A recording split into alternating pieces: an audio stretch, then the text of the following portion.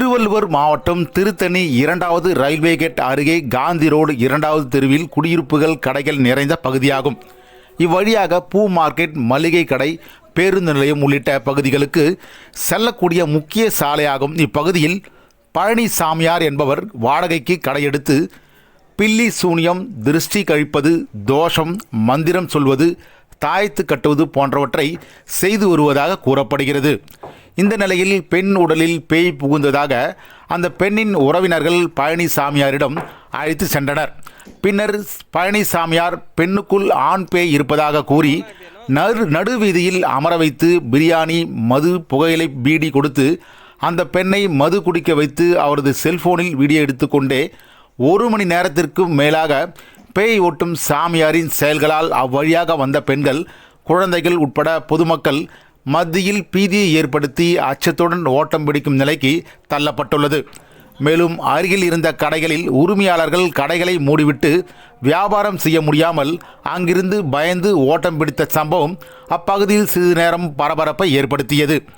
பேய் ஓட்டுவதாக கூறி நடுவீதியில் அமர வைத்து அத்துமீறி நடந்து கொண்ட சாமியார் மீது நடவடிக்கை எடுக்க பொதுமக்கள் கோரிக்கை விடுத்துள்ளனர்.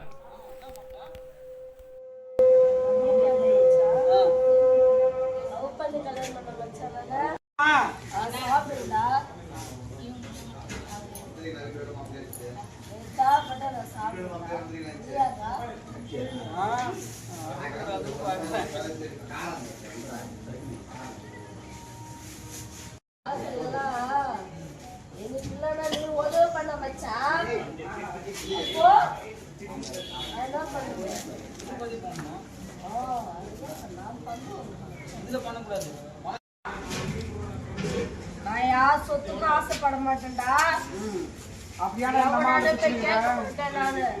அத்தனை சொத்துக்கு ஆசைப்படாத இந்த அம்மா வந்து பிடிச்சிருக்க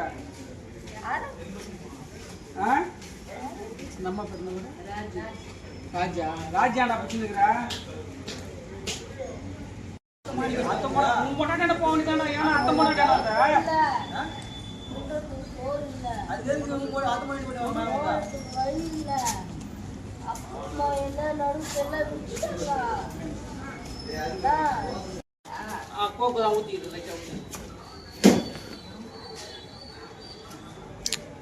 வேணா இப்படி என்ன சாப்பிட்டாச்சு. நீ சாப்பிட்டு